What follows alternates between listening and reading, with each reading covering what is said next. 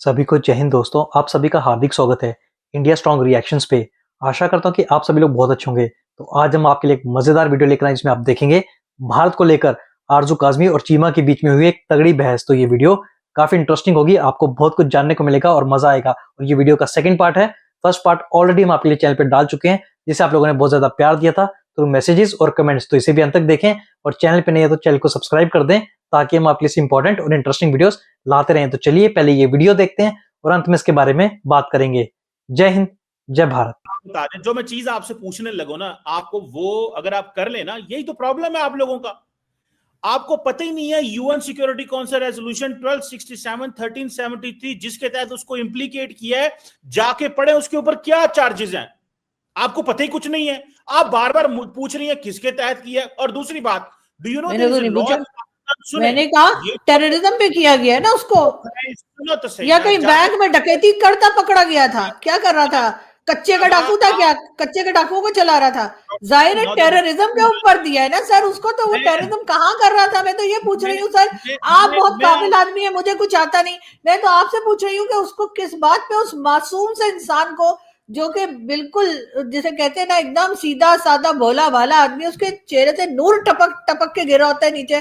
तो मुझे ये बताइए कि उस मासूम आदमी को आप लोगों ने क्यों हाउस अरेस्ट किया हुआ है? जाहिर है कोई डकैती वकैती तो नहीं कर रहा था वो कच्चे के डाकुओं के साथ, टेररिज्म के ऊपर ही है ना, वो टेररिस्ट ही है ना। उसको जो यूएन ने लिखा हुआ है डेजिग्नेटेड टेररिस्ट है ना वो यूएन के उसमें लिस्ट में।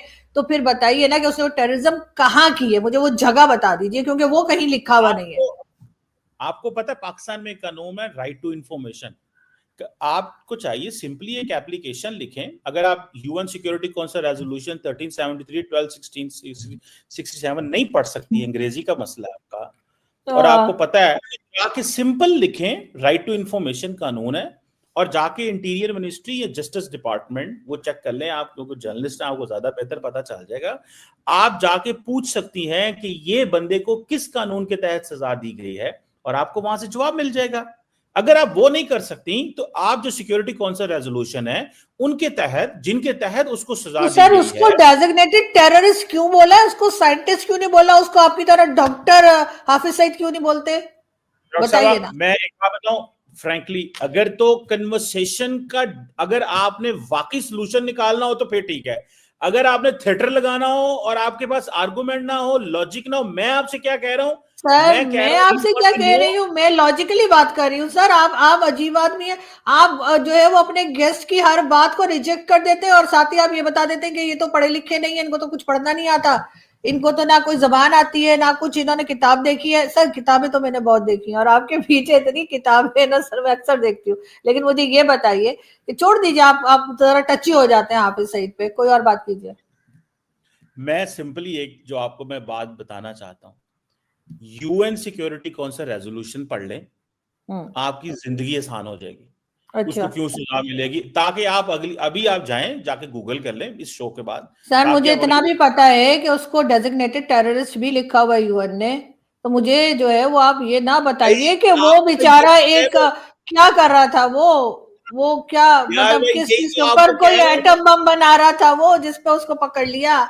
आप ये बताइए ना, डेजिग्नेटेड टेररिस्ट क्यों बोला जाता है उसको यूएन का? क्या छोड़ दीजिए आप हाफिज सईद में। सर आप पूरी लाइफ भी लगे रहेंगे ना, तब भी आप हाफिज सईद को नहीं समझ पाएंगे। दरअसल आप देखें, आपको मसला सिर्फ इतना मैं बताना चाहता हूं कि आप अगर यूएन सिक्योरिटी काउंसिल रेजोल्यूशन पढ़ लेंगी तो आपको पता चलेगा उसे क्यों सजा मिली है। मैं तो ये कह रहा हूं, आप इतनी सी बात नहीं मेरी समझ पा रही। दूसरी मैं आपको ये कह रहा हूं कि अगर आप जानना चाहती हैं, आपने नहीं पढ़ा तो, और आप वाकई समझना चाहती हैं, तो हुकूमत पाकिस्तान जो है उसका राइट टू इंफॉर्मेशन एक कानून है, उसके तहत जाके पूछ ले। इतनी बात मैंने आपसे की, आपको पता चल जाएगा उसको क्यों सजा मिली है। सर आप तो मुझसे ज्यादा जानते हैं ना सर, मैं तो कुछ भी नहीं जानती ना सर, मेरे तो एबीसीडी भी नहीं आती। लेकिन आप मुझे ये बताइए, लेकिन आप ही बता दीजिए कि उस मासूम आदमी को, उस फरिश्ते को 31 इयर्स के लिए जेल क्यों कर दिया है, और उसी के साथ साथ उस नेक आदमी को जिसे कहना चाहिए, जिसके जिसके नूर बरस रहा है जिसके चेहरे पे, उसको मुझे ये बता दीजिए कि आप लोगों ने यूएन में जब डेजिग्नेटेड टेररिस्ट क्यों लिखा हुआ है अमेरिका उसमें, यूएन में ऐसा क्यों है सर? आप बता दीजिए सर, मुझे तो कुछ पढ़ना उड़ना नहीं आता, कोई लैंग्वेज नहीं आती मुझे, छोड़ दीजिए। देखिए, अगर आपको पढ़ना नहीं ना आता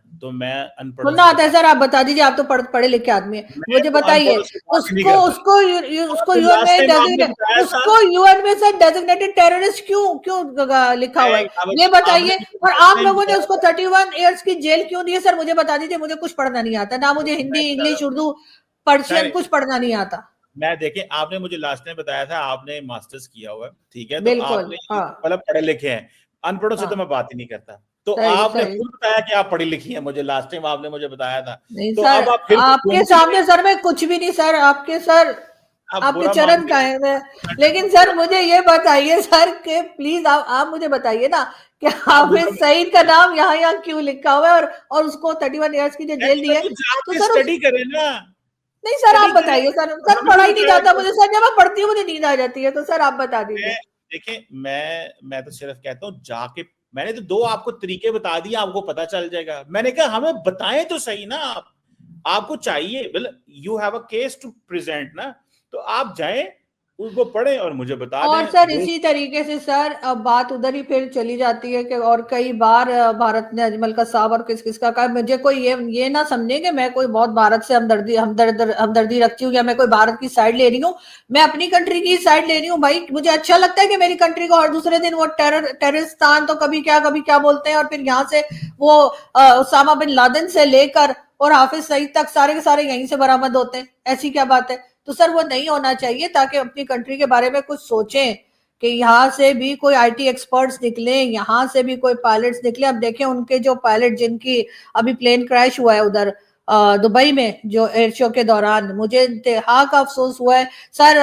प्लेन का नहीं हुआ, प्लेन का तो भारत के पास बहुत पैसा है सर, वो ऐसे 10 और ले लेंगे, वो मसला नहीं है, लेकिन वो इंसान जो चला गया वो बहुत इंपॉर्टेंट था।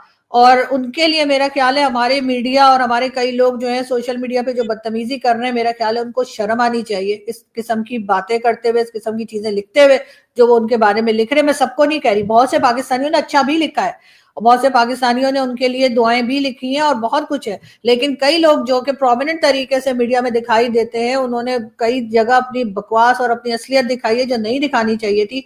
मैं तो समझती हूँ कि एक इंसान चला गया, आप सोचें कितने साल लगते हैं इतनी जबरदस्त तालीम हासिल करने में जिससे कि वो इस तरह का फाइटर जेट उड़ा पाए, और किसी वजह से अगर इस तरह का हादसा हो गया है तो यकीनन उनकी फैमिली भी बहुत डिस्टर्ब होगी, उनकी कंट्री, हर कोई, इवन हमारा कोई रिश्ता नहीं, हम तो समझे एक तरह से उनके दुश्मन देश में बैठे हुए हैं सर। हमें इतना बुरा लगा है, हमें इतना सख्त दुख हुआ है। कल पूरा दिन मैंने कई लोगों से बात की, कई शोज भी किए थे, और उसके अलावा भी जो बात हो रही थी, तो हमें एक इंसान के तौर पे तो कम से कम हमें हमदर्दी रखनी चाहिए।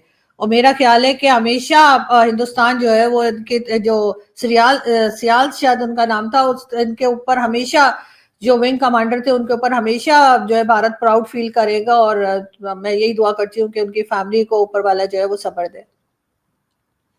देखें, ये पाकिस्तान की जो लड़ाई है वो जो इंडिया से है, लेकिन जो I agree with you on this, जो प्रोफेशनल्स होते हैं on both sides, they must be respected.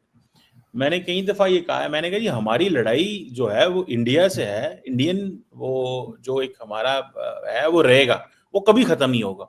But ये जो ऑफिसर्स होते हैं, they fight for the state and they fight for the nation and they give their life for the nation. तो इनको कभी भी जो है इनको हिट नहीं किया जाना चाहिए, individuals, never hit the individuals. अब आप इमेजिन करें जो पाकिस्तानी क्या नाम है उसका, जो लोग अगर इंडिविजुअल को हिट करेंगे, that is below the belt, वो कोई भी हो। और सिमिलरली वाइस वर्सा, अगर इंडिया से कोई पाकिस्तानी इंडिविजुअल को हिट करे तो मैं नहीं समझ। दोस्तों आपने देखा जैसे ही पाकिस्तानी फौज की पोल खुलती है और पाकिस्तान का जो लिंक आतंकवाद से इस्टेब्लिश होता है, वैसे ही चीमा घबरा जाता है। चल यार, पाकिस्तानी आर्मी का तो चीमा मुझे समझ में आता है, तूने अभी ताजा पाकिस्तानी आर्मी की चाटी है और उनसे मेडल लिया है, पर हाफिज सईद तेरा कौन सा मामा का लड़का है जिसको लेके तू काफी टची हो जाता है। मैं सच बताऊं तो आरजू काज़मी के लिए कितना मुश्किल होता होगा पाकिस्तान में रह के पाकिस्तान को डिफेंड करना। बेचारी अच्छी खासी लड़की किस जैसे नापाक देश में जाके फंस गई है, शर्म आती होगी इनको अपने आप को पाकिस्तानी कहते हुए। Respect the generals, always respect the officers. उसकी वजह क्या है? You can criticize their policies, You can criticize them what they are talking. जैसे अभी हम ये जनरल साहब जो इंडिया के हैं, इनका नाम लेके हम बात कर रहे थे, that is one thing. The second thing is कहना कि ये ऑफिसर ऐसे है, ये ऑफिसर ऐसे है. इंडियन एयरफोर्स में 10 मसले हैं और वो इंडियन एयरफोर्स के चीफ खुद कह चुके हैं कि भाई हमारे पास ये मसला है, ये मसला है. अभी उन्होंने MiG-21 डीकमीशन किया है. वो और एयरफोर्स चाहते हैं, जो उनको चीजें इक्विपमेंट चाहिए होती हैं वो उनके पास नहीं होता. उनको कैपेबिलिटी इनहैंस करे, वो that is something else. But criticizing the individuals within the Indian Air Force or Pakistani Air Force or Pakistan Army or the Indian Army, मैं समझता हूँ they people are fighting for their motherland. उनको and they have families. याद रखें. और पता नहीं मैंने अब पढ़ा है सही है कि गलत है, मैं तो जरा मसरूफ था, मैं शो नहीं कर सका इस पे, कि वो उनकी मिसेज भी जो है वो भी एयरफोर्स की हैं. आई डोंट नो, मैंने फोटो देखी है, मैंने इवन शेयर भी किया. तो आप इमेजिन कर लें कि what kind of a situation that lady will be, that air force officer will be. और सुनने में आया उनके फादर भी एयरफोर्स ऑफिसर थे.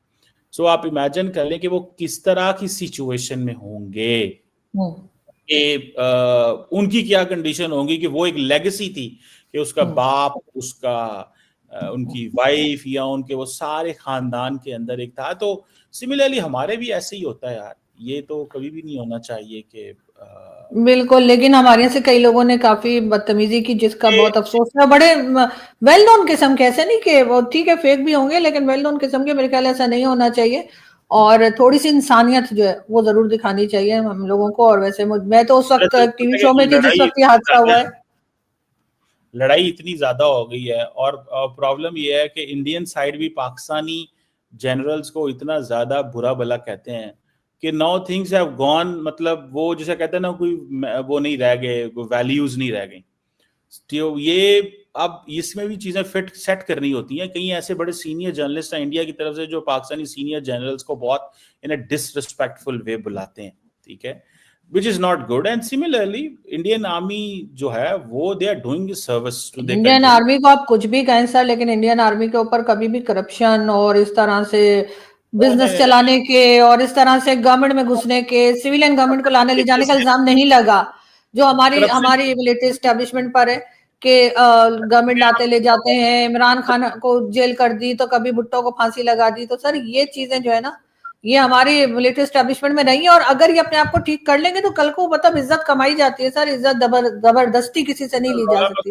तो अगर ये अपने आप को सही कर लेंगे तो डेफिनेटली लोग इनकी भी रिस्पेक्ट करेंगे. लेकिन इंडियन आर्मी में भी करप्शन की बहुत एग्जांपल्स हैं. आप जाकर सिर्फ थोड़ा स्टडी चले.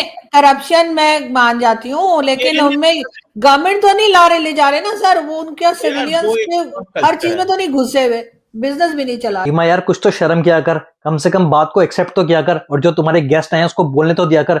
आरजू काज़मी ने बिल्कुल सही कहा, इज्जत जो है वो कमाई जाती है, खरीदी नहीं जाती. पर पाकिस्तानियों को इज्जत ना तो पता है ना तो कभी इज्जत कमाई है, क्योंकि सिर्फ एक ही चीज पूरी लाइफ में एक्सपीरियंस की है, वो है बेइज्जती. दोस्तों आशा करता हूं कि वीडियो को आपने अंत तक देखा होगा और जिस तरीके से आरजू काज़मी ने अपने दमदार और मजेदार अंदाज में चीमा और पाकिस्तान को एक्सपोज किया, वो देख के आपको काफी मजा आया होगा. तो वीडियो अगर आपको अच्छी लगी है इसे लाइक और शेयर जरूर कर दें और अपने विचार हमें कमेंट सेक्शन में लिखकर जरूर बताएं. और एक बार फिर चैनल पे नए हैं तो चैनल को सब्सक्राइब कर दें ताकि हम आपके लिए लेटेस्ट और मजेदार वीडियोस लाते रहें. जय हिंद, जय भारत.